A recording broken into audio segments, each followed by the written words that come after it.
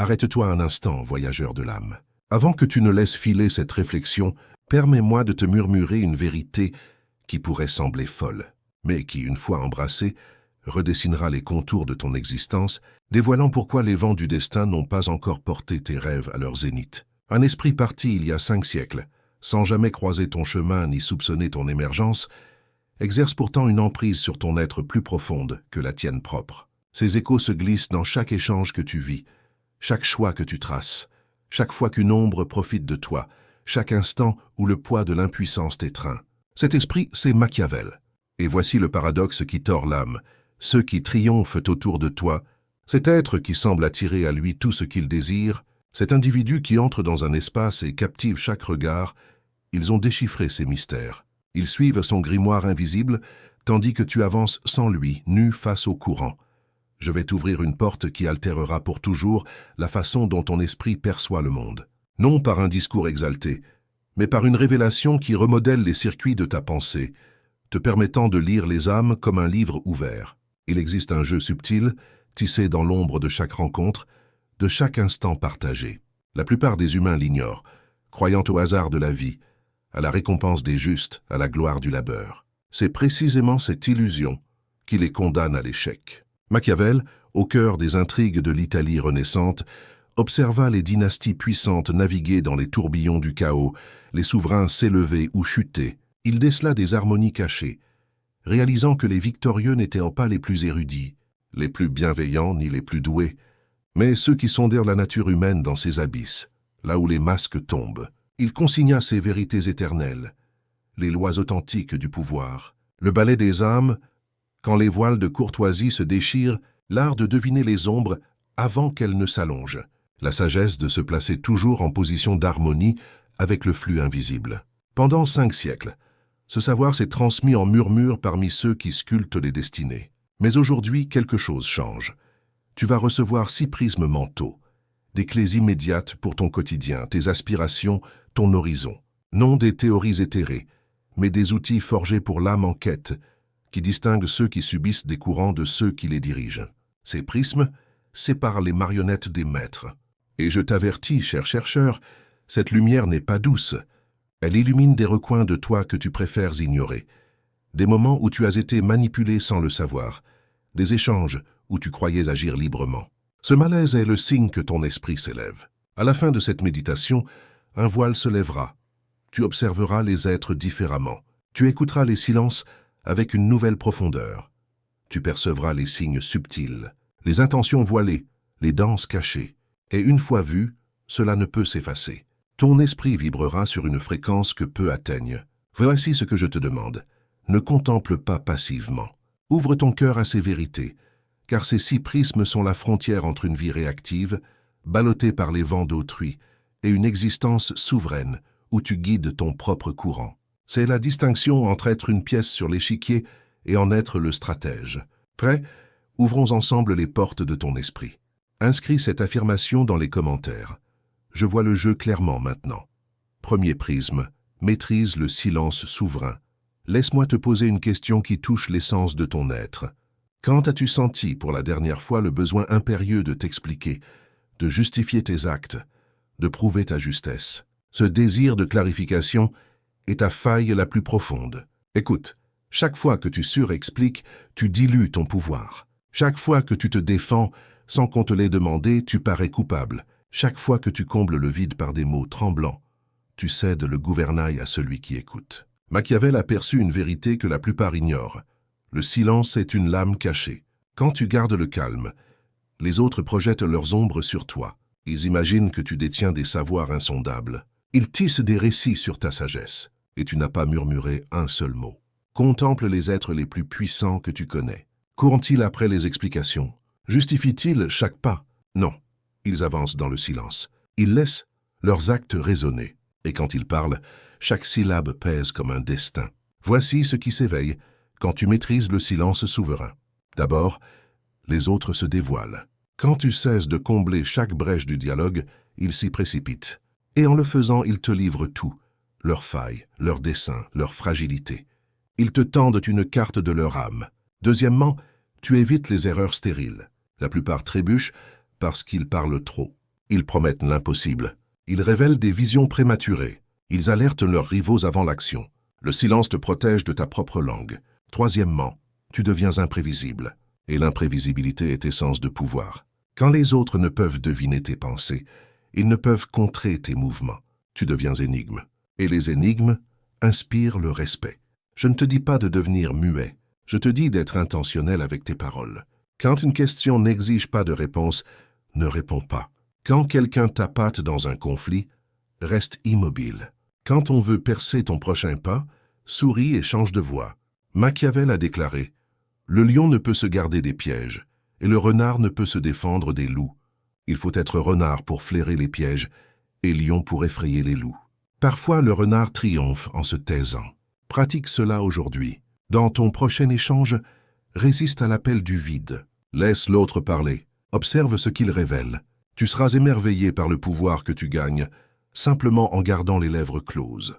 Inscris cette affirmation dans les commentaires. Mon silence est ma force. Deuxième prisme. Étudie les êtres comme un sage contemple les étoiles. Sais-tu ce qui distingue les novices des maîtres de l'âme? Les novices se contemplent eux-mêmes. Les maîtres scrutent les autres. La plupart traversent l'existence aveugle aux mystères humains qui les entourent. Ils n'observent pas. Ils ne sondent pas les comportements. Ils prennent les visages au premier regard, puis s'étonnent quand une trahison les frappe ou qu'une main les exploite. Voici la vérité. Chaque être que tu rencontres exécute un rituel intérieur. Il porte des schémas, des déclencheurs, des failles, des désirs enfouis. Et si tu apprends à lire ces harmonies cachées, tu prédiras leurs mouvements avant qu'ils ne les esquissent. Tu percevras leurs motivations. Tu éviteras leurs pièges avant qu'ils ne s'arment. Machiavel a consacré sa vie à observer les âmes. Il a vu que les humains ne sont pas aussi chaotiques qu'ils le croient. Nous sommes en vérité prévisibles, une fois que tu sais où poser le regard. Et ceux qui maîtrisent cet art naviguent en l'existence avec une grâce infinie.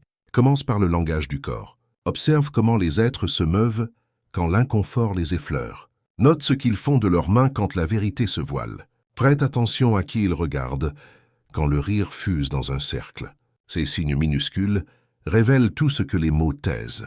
Ensuite, écoute comment ils parlent des autres. C'est immense. Quand quelqu'un commère sans cesse ou rabaisse les ombres, il te dévoile son essence. Quand un autre joue toujours la victime, il te confie qu'il ne portera jamais le poids de ses actes. Quand un troisième se vante sans fin, il révèle son vide intérieur. Les êtres te disent exactement qui ils sont si tu ouvres ton oreille intérieure.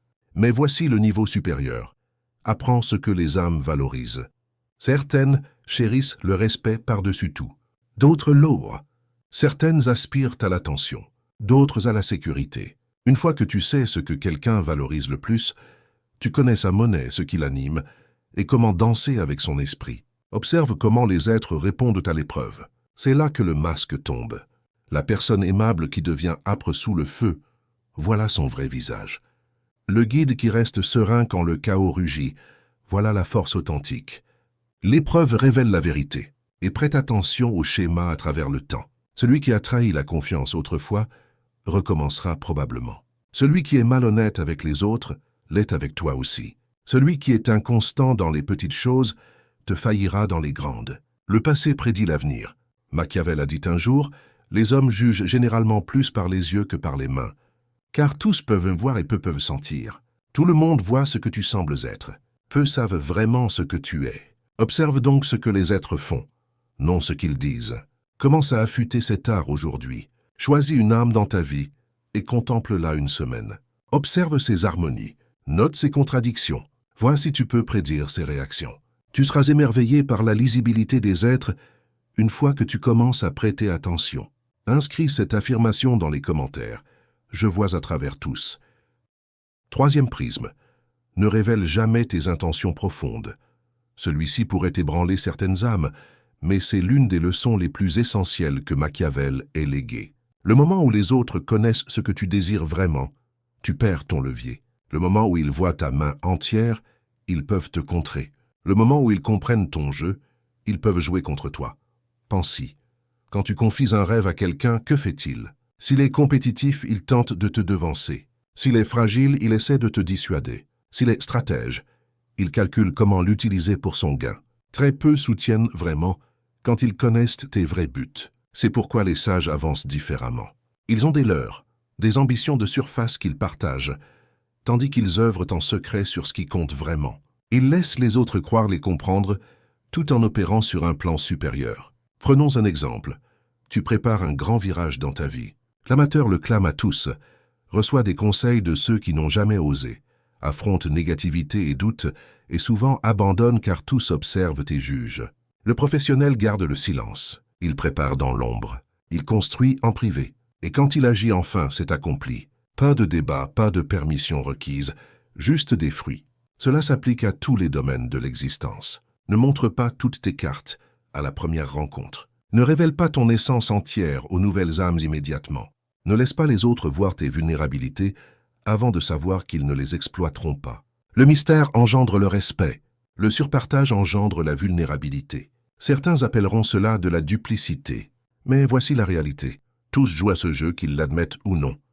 Celui qui clame être totalement transparent ne voit pas ce qu'il voile. Celui qui dit n'avoir rien à cacher est souvent le plus gardé car il ignore son propre jeu. La différence est que tu seras conscient. Tu façonneras ton image au lieu de la laisser définir par les autres. Tu révéleras ce qui te sert et protégeras ce qui ne le fait pas. Machiavel a déclaré « Tout le monde voit ce que tu sembles être. Peu expérimente ce que tu es vraiment.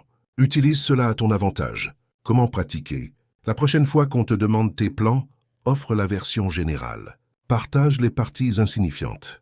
Garde la stratégie centrale pour toi.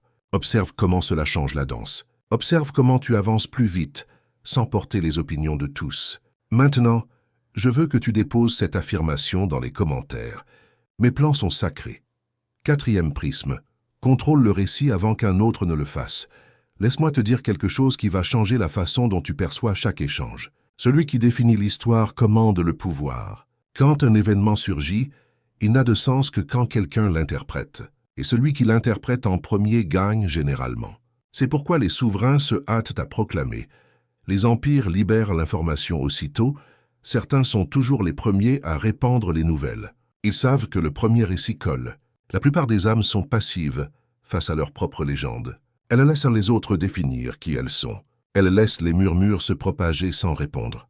Elles laissent les malentendus s'accumuler et s'étonnent ensuite que leur réputation soit ternie ou que personne ne les prenne au sérieux. Voici ce que font différemment les penseurs machiavéliens. Ils sculptent leur histoire délibérément. Ils contrôlent comment les gens les perçoivent. Ils n'attendent pas que d'autres expliquent qui ils sont.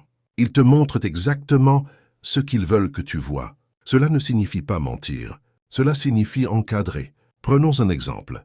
Tu as commis une erreur dans une situation. La personne passive reste silencieuse et espère que personne ne remarque. La personne machiavélienne l'adresse en premier. La cadre comme une opportunité d'éveil, montre ce qu'elle fait pour s'élever et avance. Même erreur, mais elle a contrôlé le récit. Ou imagine quelqu'un répandant des rumeurs sur toi. La réponse faible est de devenir émotionnel et défensif. La réponse forte est d'anticiper. Adresse calmement. Donne ta version. Fais paraître la rumeur mesquine comparée à ta composure. Tu viens d'inverser la dynamique de pouvoir. Pense à n'importe quelle situation compétitive. La personne qui réagit seulement à ce qui arrive, résultat moyen. La personne qui raconte une histoire captivante sur son chemin, cadre ses défis comme croissance et contrôle la conversation, celle-là gagne. Même circonstance, récit différent. Cela fonctionne dans les échanges quotidiens aussi. Quand tu fais une erreur, n'attends pas que les autres créent l'histoire dans leur tête. Reconnais-la, explique ta pensée, montre ton plan vers l'avant. Tu viens de prendre le contrôle, au lieu d'être à la merci de leur interprétation. Les réseaux sociaux sont l'exemple parfait du contrôle du récit. Les gens curent leur vie avec soin. Ils montrent succès, cachent échec, montrent joie, cachent lutte. Est-ce toute la vérité? Non, mais c'est une vérité stratégique. Et ceux qui maîtrisent cela ont de l'influence. Machiavel a dit un jour, « Ce ne sont pas les titres qui honorent les hommes, mais les hommes qui honorent les titres. » En d'autres mots, tu définis ta valeur, non ta position, non tes circonstances. Commence à pratiquer cela maintenant. Pense à comment les gens te perçoivent. Cette perception est-elle juste? Te sert-elle? Sinon, commence à la remodeler par tes mots, tes actions, ta présentation. Ne attends pas que les autres racontent ton histoire. Avant de passer au prisme numéro 5, je voudrais dire que si cette méditation touche différemment et que tu apprends vraiment quelque chose de précieux, appuie sur le bouton like. Et si tu désires plus de contenu qui élève ta pensée à un niveau supérieur, abonne-toi à la chaîne. La plupart ne le feront pas parce qu'ils sont des consommateurs passifs. Mais tu n'es pas la plupart. Tu es quelqu'un qui agit. Alors, prouve-le. Je veux que tu déposes cette affirmation dans les commentaires. J'écris mon histoire. 5e prisme. Embrasse-la à l'esprit de décision calculée. C'est là que l'hésitation de la plupart bloque leur ascension. Et je vais te dire quelque chose qui pourrait défier ton être intérieur. Être indécis n'est pas une stratégie pour triompher. Avant que tu ne t'éloignes, écoute-moi. Je ne dis pas de faire des choix imprudents. Je ne dis pas d'ignorer les ombres des conséquences. Je dis que si tu privilégies le confort à l'efficacité, tu perdras à chaque fois. Machiavel a écrit son œuvre la plus célèbre, Le Prince, pour enseigner aux guides comment conquérir et préserver le pouvoir. Et l'un de ses enseignements essentiels était ceci. Parfois, tu dois prendre des décisions dures que les âmes confortables ne comprendront pas. Parfois, tu dois couper des liens, clore des chapitres, faire des mouvements qui semblent intenses parce que l'alternative est la fragilité. Et la fragilité invite les tempêtes. Pense aux êtres que tu connais, qui ne peuvent décider. Ils se font piétiner, exploiter, profiter. Ils ne peuvent dire non. Ils ne posent pas de limites. Ils laissent les âmes difficiles les vider parce que la confrontation semble inconfortable. Et où cela les mène? Nulle part. Ils sont anxieux, entourés d'êtres qui ne les honorent pas. Pense maintenant aux êtres réussis, ceux avec influence et respect. Sont-ils toujours à l'aise? Non, ils sont décisifs. Ils protègent leur temps et leur énergie. Ils éliminent les obstacles sans hésiter. Ils décident de baser sur les fruits, non sur les sentiments. Et on les appelle intenses. Mais devine, ils triomphent. Voici la chose sur l'esprit de décision calculée. Ce n'est pas être dur, c'est être stratégique. C'est prendre des décisions basées sur ce qui sert tes horizons, non sur ce qui te rend confortable à l'instant. Prenons un exemple. Tu as dans ta vie quelqu'un qui est toujours négatif, toujours vidant ton énergie, toujours créant du drame. La personne indécise le garde, parce que clore semble inconfortable. La personne décisive l'élimine et ne perd pas le sommeil. L'une protège sa paix, l'autre la sacrifie pour quelqu'un qui ne la mérite pas. Ou dans n'importe quel projet, tu as quelqu'un qui ne contribue pas. L'indécis donne chance sur chance, espérant amélioration. Le décisif change et trouve mieux. Un chemin lutte, l'autre prospère. Cela s'applique à ton propre comportement aussi. Arrête les excuses. Ne sois pas doux avec toi-même. Si tu as dit que tu te lèverais tôt, lève-toi tôt. Si tu as dit que tu finirais ce projet, finis-le. Sois décisif avec ton propre manque de discipline. C'est là que le vrai changement naît. Machiavel a dit un jour, « Il vaut mieux être craint qu'aimé si tu ne peux pas être les deux. » Cela ne signifie pas être agressif. Cela signifie que le respect compte plus que l'approbation. Les limites comptent plus qu'être aimé. Voici l'équilibre. Sois décisif dans tes actes, mais ne sois pas mesquin. Élimine ceux qui te vident, mais sans vengeance. Prends des appels durs, mais sans cruauté. Sois stratégique, non émotionnel. C'est la différence entre un esprit de décision efficace et juste être difficile. Je veux que tu déposes cette affirmation dans les commentaires. Je choisis le pouvoir avec décision. 6e prisme est toujours un plan de secours. Celui-ci pourrait être le plus essentiel. Ce qui sépare les survivants des victimes est ceci. Les survivants ont toujours des voies alternatives. Sais-tu qui se fait détruire dans la vie? Les êtres qui mettent tous leurs œufs dans un même panier. La personne avec une seule source de subsistance. La personne avec un seul cercle d'âme. La personne qui bâtit toute son identité autour d'une chose unique. Quand cette chose s'effondre, il s'effondre. Les penseurs machiavéliens n'opèrent pas ainsi. Ils diversifient tout. Multiples flux de vie, multiples cercles sociaux, multiples talents, multiples voies d'évasion. Ils ne dépendent jamais d'une seule chose ou d'une seule âme parce qu'ils savent que l'existence est imprévisible et que les humains sont inconstants. Pense à ta subsistance maintenant. Pourrais-tu survivre si ta source principale disparaissait demain? As-tu des réserves, des revenus alternatifs, des talents vendables, des connexions dans d'autres domaines? Sinon, tu es vulnérable. Tu es à la merci des circonstances. C'est une position fragile. Ou pense à ton cercle social. As-tu des liens au-delà de ton groupe principal? Peux-tu être en paix seul? As-tu des options si ta situation actuelle change? Je ne dis pas d'être déloyal. Je dis ne sois pas si dépendant que perdre quelque chose te détruise. Ce n'est pas de l'engagement. C'est de la faiblesse déguisée en engagement. La même chose s'applique à tes visions. Tu veux commencer quelque chose de neuf. Superbe. Quel est ton plan si cela ne marche pas? Tu veux un virage majeur. Admirable. Quel est ton secours si les vents tournent? Tu vas tout miser sur une stratégie. C'est risqué. Et des contingences. Prenons un exemple. Tu poursuis une opportunité. La personne sans secours la poursuit désespérément et accepte ce qui vient. La personne avec secours a multiples options, n'est pas désespérée et négocie depuis la force. Même personne, résultat différent, tout par la préparation. Ou disons que tu es en conflit avec quelqu'un. La personne sans secours devient émotionnelle et brûle les ponts. La personne avec secours reste calme parce qu'elle sait avoir d'autres options. Elle peut partir à tout moment. Ce détachement lui donne du levier. Cet état d'esprit te protège aussi de la déception. Quand tu ne dépends de personne ni de rien, les revers blessent moins. Quelqu'un révèle son vrai visage. Bien, tu as d'autres âmes. Une aventure ne marche pas. Ennuyeux, mais tu as d'autres plans. Rien ne peut vraiment te détruire parce que tu as bâti la redondance dans ta vie. Machiavel a dit un jour, « L'homme sage fait d'un coup ce que l'insensé fait enfin. » Ne attends pas d'être désespéré pour construire des options. Fais-le maintenant pendant que tu as le temps. Commence aujourd'hui. Construis un second flux de subsistance. Apprends un nouveau talent. Élargis ton réseau. Économise plus. Renforce d'autres liens. Crée des options pour toi-même. Parce que la personne avec option est la personne avec pouvoir. Alors voilà. 6 prismes mentaux qui changeront comment tu penses, comment tu bouges et comment tu triomphes. Ce ne sont pas juste des idées, ce sont des outils. Et comme tout outil, ils sont neutres. Tu peux les utiliser pour te protéger, bâtir le succès et arrêter d'être exploité. Ou tu peux les ignorer et continuer à jouer la vie en mode facile tout en te demandant pourquoi rien ne fonctionne. Je sais que la plupart qui contemplent cela ne feront rien. Ils acquiesceront, peut-être déposeront un commentaire et retourneront à leur routine. Mais une petite part appliquera vraiment. Ces êtres verront des résultats immédiats. Les échanges changeront, les opportunités surgiront, les dynamiques de pouvoir se transformeront. La question est, dans quel groupe es-tu? Si tu as tiré de la valeur de cette méditation, ne contemple pas et pars. Appuie sur le bouton like.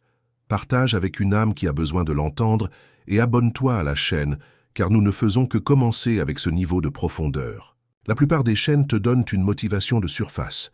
Nous plongeons dans la psychologie qui régit vraiment le monde. Et dépose ton affirmation dans les commentaires. Dis-moi quel prisme t'a le plus touché. Laisse-moi savoir que tu es sérieux sur ce chemin, car cela n'est pas pour tous. C'est pour les âmes fatiguées de perdre et prêtes à apprendre le vrai jeu. Souviens-toi, le monde ne récompense pas la personne la plus confortable. Il récompense la plus sage, la plus stratégique, la plus préparée. Alors, cesse de jouer selon des règles qui te gardent faible et commence à penser comme quelqu'un né pour triompher. Je le vois dans la prochaine, reste aiguisé. Dépose cette affirmation finale dans les commentaires. Je suis éveillé maintenant.